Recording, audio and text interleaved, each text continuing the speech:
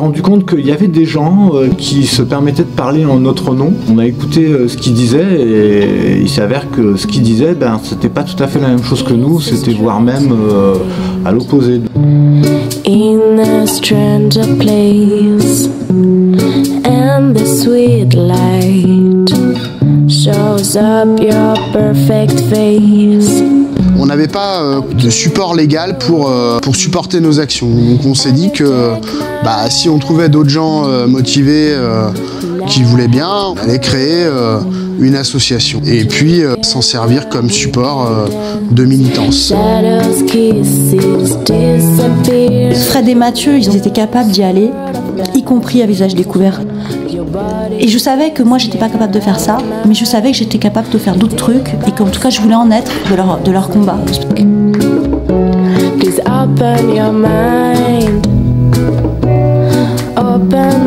Je veux pas, si tu veux, que quand je travaille, quelqu'un qui connaît mon nom de famille puisse me googler et voir tout d'un coup apparaître des choses qui sont trop intimes pour ce contexte-là. Très rapidement, on a eu des gens qui ont voulu adhérer, on a eu des gens qui ont proposé de nous soutenir. Ça a pris tout de suite des proportions importantes. On a vraiment créé quelque chose qui manquait. Et il y a un besoin, il y a un besoin, c'est évident.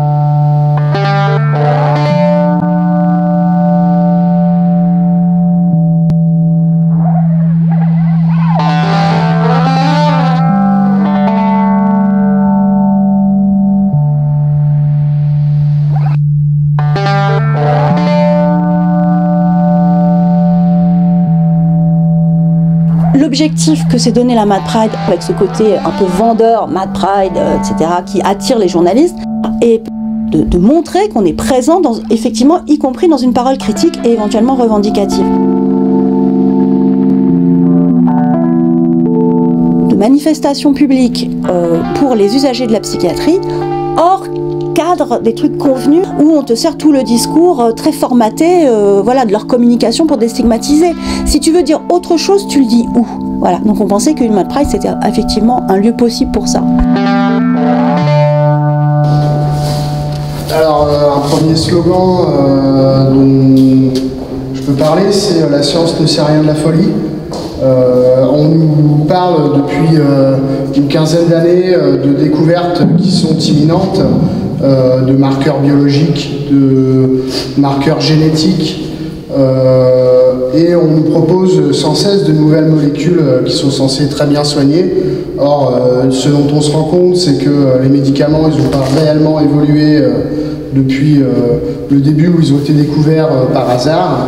Et alors, il y a une diminution un peu des effets secondaires, mais ce que prétend la science, et on pourrait voir sur les images du cerveau d'IRM, etc., on pourrait voir la folie dans la génétique, dans la biologie, ce qui en fait pour l'instant n'est absolument pas le cas. On peut pas, il n'y a encore pas de piste diagnostique, pas de piste thérapeutique, et les innovations qu'on nous vante, c'est des électrodes dans le cerveau qui sont très aléatoires, et c'est un peu jouer au petit sorcier sans savoir de quoi il retourne. Ouais, pourquoi celui-là alors? Pourquoi celui-là? Parce que on se rend compte quand même que dans les services où on ne tient pas compte de ce slogan-là, qui est le délire par celui qui l'écoute, on se rend compte que la seule thérapeutique qu'on offre à certains patients, c'est des médicaments à haute dose, et ça les rend un peu hagards. Donc c'est pour ça qu'on a mis lobotomie. Labo parce que c'est eux qui font les grosses doses, et lobby parce que on a constaté quand même qu'il y avait beaucoup de gens qui sont dans les institutions, à l'Agence de sécurité du médicament, au ministère de la Santé. Il y a beaucoup de gens qui sont des labos, qui sont au gouvernement, qui sont dans les instances. Voilà. Les labos dans les facs qui donnent des cours de pathologie uniquement basés sur la réponse aux médicaments, ça nous semble vraiment problématique. Alors on leur donne des cours, si tel type de patient a ça, on peut lui donner tel type de traitement, mais on leur dit pas que dans le même temps, si on commençait un peu par discuter avec lui, à prendre le temps de comprendre vraiment individuellement ce qui lui arrive, ça pourrait se faire aussi, voilà, c'est tout ce que ça veut dénoncer. Hein. Il y en a un autre quelque part sur ce sujet, c'est halte au marketing des nouvelles maladies. Ouais. Et ça, c'est tout à fait aussi un travail de lobby. Enfin, le mot marketing comme le mot lobbying, c'est quelque chose d'avéré, quoi. On a des médicaments déjà, parce qu'on a constaté que les amphétamines, ça avait des effets sur le cerveau. Et puis un jour, on s'est rendu compte que les malades qui sont très agités, parfois quand ils étaient en dehors du soin, ils prenaient des amphétamines et que ça les calmait et ça les rendait mieux. Donc on a dit qu'on allait peut-être essayer sur les enfants énervés, et on appelait ça la Ritaline. Et on a créé une nouvelle maladie parce qu'on avait trouvé la Ritaline, qui calmait un peu certains enfants, et on a appelé ça le trouble de l'attention, le trouble de l'humeur avec déficit de l'attention. Et puis il y a une nouvelle maladie aussi qui a été créée, c'est la dysphorie prémenstruelle. Donc là, mesdames, c'est pour vous. C'est parce que vous êtes un peu énervés des fois quand vous avez vos règles. Donc on va vous calmer. Et donc on a emballé le Prozac dans des nouvelles boîtes, des belles boîtes. Hein. Puis en plus, il n'y a que 3-4 comprimés, ça fait pas trop peur. Et donc 2-3 jours avant les règles, vous pouvez prendre quelques Prozac et vous serez soigné de votre nouvelle maladie. Alors pour la suite, il y a un beau slogan que j'aime bien qui dit plutôt plus la consultation est courte, plus l'ordonnance est longue. Comme évidemment des consultations courtes quand on est psychiatre, ça soigne pas très bien les malades, on peut allonger l'ordonnance pour les calmer plus. Et en plus, comme il y a la dame des labos, alors si vous êtes un homme médecin, c'est une dame des labos, si vous êtes une femme, c'est un monsieur des labos. Et donc, si vous voulez partir en vacances, vous demandez au labo, puis vous faites des ordonnances longues et vous avez des belles vacances.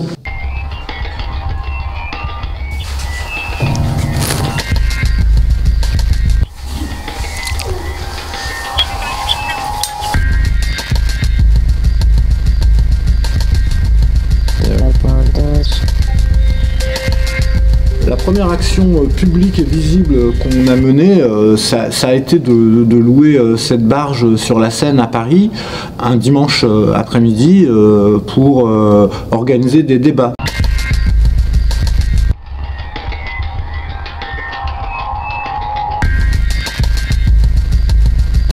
Il y a des jeunes qui sont pointés qu'on ne connaissait pas hein, et qui nous ont dit qu'ils étaient eux-mêmes en formation. Alors certains en formation éducateur dans des IRTS, d'autres en formation pour devenir psychologue dans des universités ou des facultés.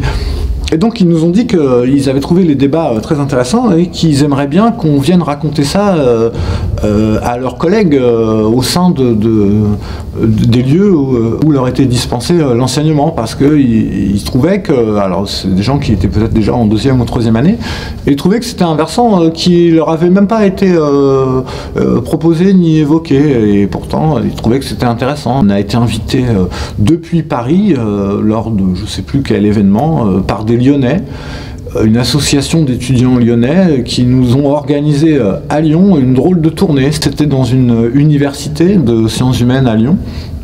Et là, c'était dans un amphi, avec quand même du public, et y compris dans le public ce qu'ils appellent des moniteurs, c'est-à-dire ni plus ni moins des professeurs, quoi. Hein.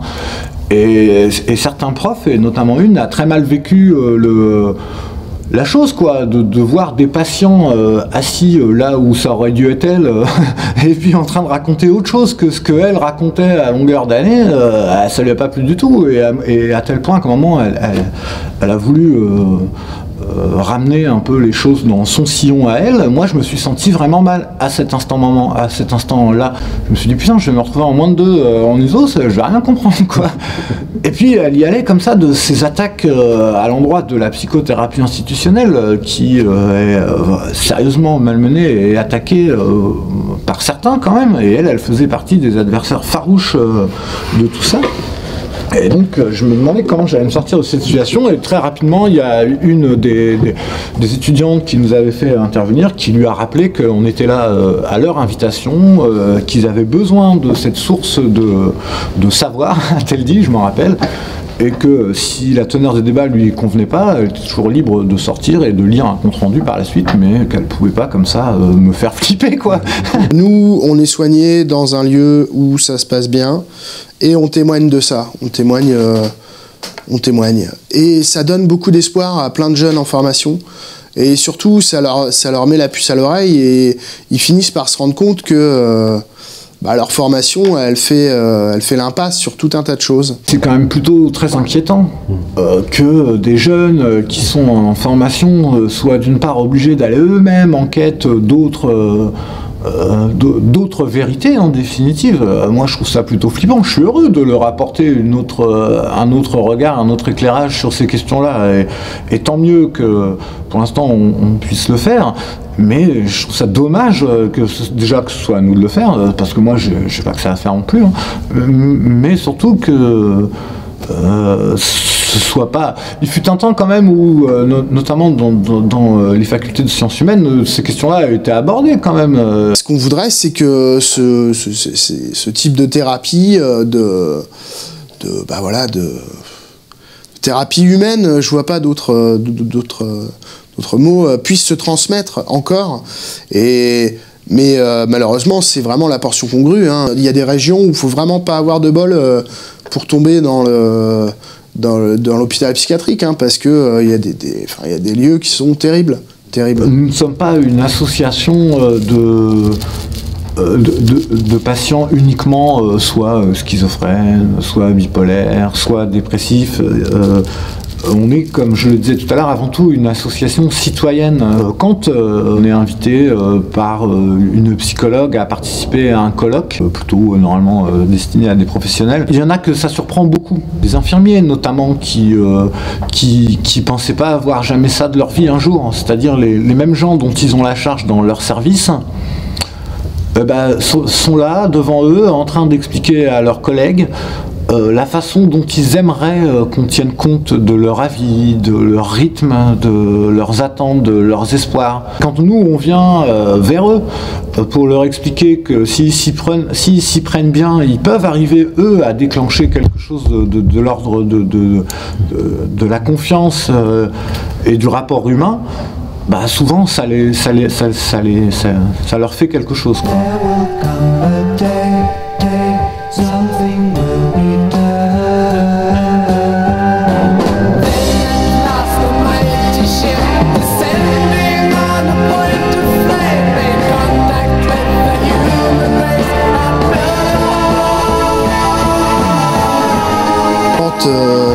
L'hôpital est accueillant, c'est un endroit qui te sécurise, c'est-à-dire que tu sais que si jamais tu repètes les plombs, si ça va pas bien, si il existe ce lieu où on va prendre soin de toi, et t'es beaucoup moins sujet à l'angoisse de qu'est-ce qui m'arrive si je vais pas bien, quoi. Déjà, c'est un endroit important, l'hôpital, et dans l'hôpital, ce qui est important aussi pour le faire vivre, c'est le club thérapeutique, ou en tout cas quelque chose qui y ressemble. Le club thérapeutique, qu'est-ce que c'est ? C'est une association qui naît dans le lieu de soins, qui réunit soignants et patients, et qui se réunit régulièrement pour planifier des activités, pour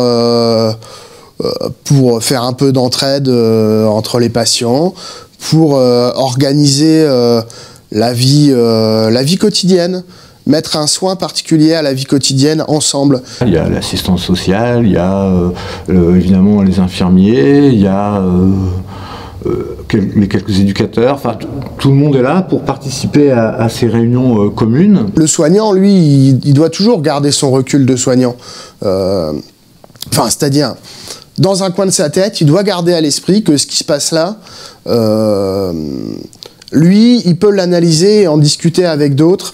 S'il repère quelque chose qui va particulièrement séduire le patient, il va le garder dans un coin de sa tête pour lui en reparler plus tard, pour peut-être l'aider à faire... voilà, pour faire avancer le schmilblick, pour que les gens aillent mieux, quoi. Donc c'est grâce à ces moments de club, d'échange, qu'on va repérer ce qui fait du bien, ce qui fait pas du bien, et voilà, c'est comment on peut savoir ce qui va faire du bien à quelqu'un, c'est en le connaissant. C'est en le connaissant et c'est pas autrement. Donc un médecin qui voit son patient un quart d'heure tous les mois, il peut pas prétendre le soigner. Il peut lui administrer des médicaments, mais il peut pas prétendre le soigner. Tiens, si vous voulez, je peux vous en donner une, il m'en reste des affiches. Super. Là, je suis content parce qu'en mars, on va avoir 5 semaines d'exposition dans le grand hall de la Maison de la Vie Associative à Reims. Là, c'est un grand hall dans lequel on fait une expo tous les ans. Et là, cette année, on peut y rester 5 semaines. Voilà. Sinon, ouais, ce que je fais beaucoup, c'est ce que j'appelle les silencieux. Là, c'est les personnages qui sont comme celui-ci, là, celui-là, avec des morceaux d'objets de récupération, puis toujours ces morceaux d'exosquelettes là que je récupère dans une institution où il y a des enfants qui ont des problèmes musculo-squelettiques. Les gens se rendent même pas compte qu'il y a des gens qui sont tellement abîmés que, enfin voilà quoi.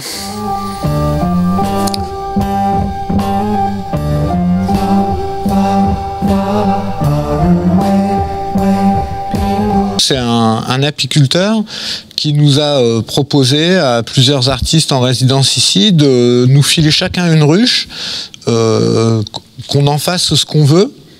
Et puis ensuite, il va organiser une tournée d'exposition des ruches dans différents lieux. Le premier lieu envisagé, c'est le Parlement européen à Strasbourg.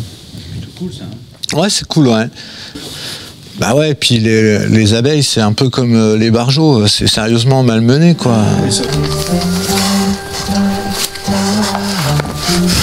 Vous en voulez une d'affiche, alors? Ouais, je la mets là.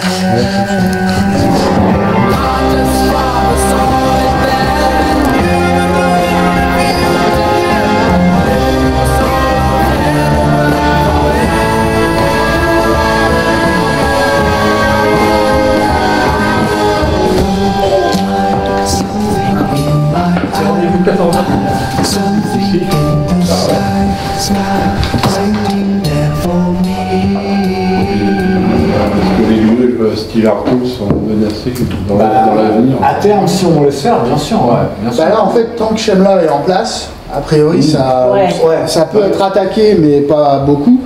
Mais une fois que Shemla part en retraite, c'est pillé. On sera pris en charge, comme là, moi, j'ai un ami que j'ai vu il y a quelques jours, dont le frère s'est suicidé. C'est un type qui est suivi en psychiatrie. Moi, je l'ai rencontré, ce gars-là, dans un service de psychiatrie il y a 25 ans, dans un autre service de la ville de Reims, que je nommerai pas. Lui est resté pris en charge dans ce service. Alors, quand il parle de prise en charge, c'est pas la même que nous. Le prise en charge que lui, il a reçu, c'est quand il est en crise, il va à l'hôpital, il y reste le temps de la crise, le temps d'apaiser la crise, éventuellement de ce qu'ils appellent rééquilibrer le traitement. Souvent, ça se résume à mettre des doses un peu plus fortes pour l'abrutir un peu plus. Quand il est plus ou moins, ce qu'ils considèrent eux comme stabilisé, il le renvoie chez sa mère. Un type qui a quand même 36 ans. Résultat, au bout de 20 ans, ce genre de traitement, il n'a absolument pas évolué d'une certaine manière, il n'a absolument pas pris goût à la vie ni à quoi que ce soit, et il a fini par mettre fin à ses jours, comme tant d'autres, j'ai envie de dire, quoi. Et ça, je le confirme. Ça, c'est direct suicide. Ouais. Voilà. C'est direct, ça fait quoi? Je rentre dans un truc protocolaire, comme j'expliquais. Ils mettent des normes comme ça, mais la vie d'une personne, c'est pas ça. Bah non. Et le souci, c'est qu'il n'y aura plus de suivi, c'est ça qui manque. Bah ouais. Le suivi, ça c'est important pour l'évolution de la personne. La question n'est plus de soigner les gens, mais de leur permettre de vivre bon an, mal an, quoi. et de confier le traitement éventuellement à un généraliste. C'est-à-dire que l'État se désengage totalement du suivi et du soin qu'il est censé apporter aux plus faibles pour le donner au privé dans des associations où évidemment on demande à tout le monde d'être bénévole. Hein. On fait un espèce d'ordre du jour. On se met peut-être autour de la table, je sais pas, ou ce serait bien pour prendre des notes et tout. Courant de pensée, là, c'est quoi?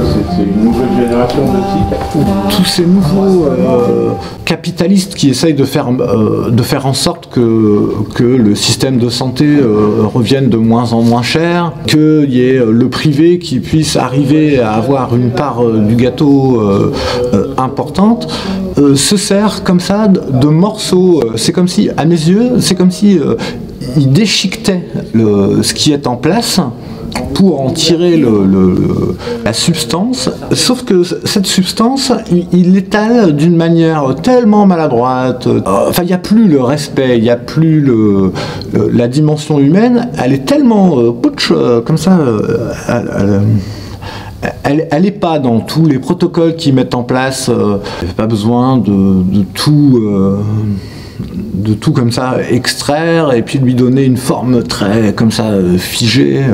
D'ailleurs, je suis assez curieux de voir comment ça va évoluer, cette histoire de père aidant notamment. Il y a des gens donc qui sortent maintenant, ils ont un diplôme. Ce sont des patients qui sont suffisamment réhabilités, réinsérés, stabilisés, je sais pas trop. En tout cas, eux maintenant sont en capacité de devenir des aidants. Alors ils vont être rémunérés, ça va être leur métier en définitive, hein, de remplacer le professionnel qui lui avait été formé, qui lui avait un métier déjà, et puis aussi parfois une passion. Voilà, donc tout ce personnel qui s'est comme ça évaporé, il va être remplacé par les pères aidants. Aide-toi et le ciel t'aidera, quoi. C'est le moment ou jamais d'alarmer, quoi, de dire une dernière fois avant que tout ça se mette en place qu'on court à la catastrophe. Une fois que tout sera comme ça protocolisé, qu'il y aura ce gros catalogue du DSM uniquement à mettre en application, je pense qu'on va beaucoup y perdre. Hein. Surtout que tout ça se fait sans consultation. C'est aussi une des motivations du MAPSI, bordel, c'est que à certains moments, quand même, la plupart des usagers peuvent être en capacité de dire ce qui est bien pour eux, ou en tout cas ce qui n'est pas bien. Voilà, et donc ça, il faut pouvoir continuer à le dire et à le faire entendre. C'est pas très thérapeutique de faire ça. Ah ouais, faudrait qu'on filme une poignée de pilules et tout. Ah ouais. Ça serait une bonne idée. Je sais pas si c'est utile de la filmer quand même. Si. Ah bah si, pour voir qu'on prend bien nos médicaments, tu vois, pour pas qu'on puisse nous reprocher. Ah ouais, même chaque jour. Ouais. Remarque, ça pourrait être une performance. Il y a des gens qui prennent une photo de leur bébé tous les vendredis à 16h pendant 8 ans. Nous, on pourrait faire. Moi, en ce moment, j'ai que des pilules roses, tu vois, je vois la vie en rose. C'est cool. Les jaunes aussi sont belles. On aime bien. Hein. Les autres, la plupart, on les avale sans se rendre compte qu'elles ont un goût. Il y a des choses qui ont un goût horrible quand même. C'est tout ce qui est somnifère, plus ou moins liquide. Ah ouais, ce qui est en goutte. Et ça, le goût, il est horrible exprès pour pas que les gens en abusent. C'est pas bon, donc du coup, c'est très désagréable à boire et potentiellement, les gens qui veulent se suicider n'ont pas recours à ça. C'est trop amer. Même si la vie est très amère. Dancing another dance, shadows, kisses disappear in a little swirl of magic. Your body takes care of mine, leaded by the sound of music. Please open your mind, open my eyes, open your arms, please, open my heart. We broke a bed down, senses lightly dazed. I leave her where you aren't, rubbing in a hazy maze. Maybe I dreamed underneath the moonlight. Maybe dreamed. It was a very strange night. Shadows have disappeared as a little swirl of magic. I feel only your body's heat, remembering the sound of music. Maybe I dreamed with my open eyes. Maybe I dreamed the heat of your arms. Maybe, maybe, maybe, maybe, maybe, maybe, maybe, maybe, maybe, maybe, maybe, maybe. Shadows, maybe I dreamed as a little